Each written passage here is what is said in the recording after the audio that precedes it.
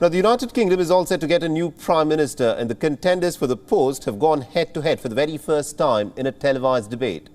Now, arguments and counter-arguments flew thick and fast over the issue of taxes and also about the conduct of the candidates. The current Prime Minister Boris Johnson, who triggered the leadership contest by announcing his resignation, owing to a series of scandals including the Partygate, for which he is currently facing a probe, remained a hot topic of discussion.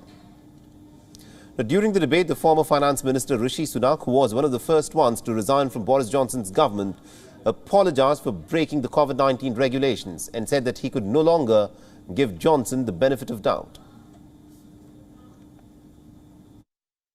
I tried to give him the benefit of the doubt for as long as possible, and ultimately I reached the conclusion that I couldn't, and that's why I resigned. Did you go to him and say, the parties have got to stop, you've got to get rid of these sexual abusers?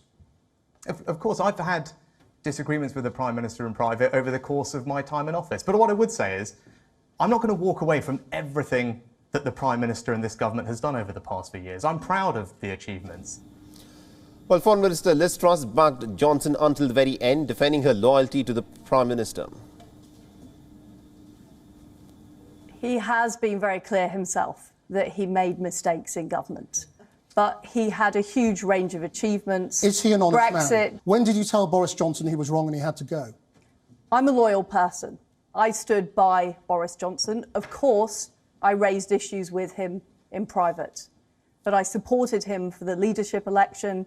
I was part of his cabinet. And I owed him my loyalty. And Sunak and Truss clashed over the issue of taxes. Truss proposed scrapping of an increase in payroll taxes and the corporation tax proposed by Sunak. And this would, of course, cost at least about $36 billion per year, which he suggested was to be funded through a slower reduction in government debt build-up during the COVID-19 pandemic. Meanwhile, Junior Trade Minister Penny Mordaunt defended Johnson's record on Brexit and clashed with Truss and the former Equalities Minister Kemi Badenoch for taking what they saw as too liberal a stance on issues of transgenders. She further seemed to be implying that other candidates were in fact running campaigns that included publicly criticising her. We're all responsible for our own campaigns, and I take it as a big fat compliment. No one wants to run against me. But the campaign I'm running, people can see, is not doing that. I think it's incredibly important, if we are going to rebuild trust, do you trust that we them? stop that sort of thing. Meanwhile, Tom Tugendhat, the chair of Parliament's Foreign Affairs Committee, drew applause for saying that Johnson was just not honest. And as a Conservative, I hope you like at least one of us. What we need is a break from those Johnson years, and that's why I'm here.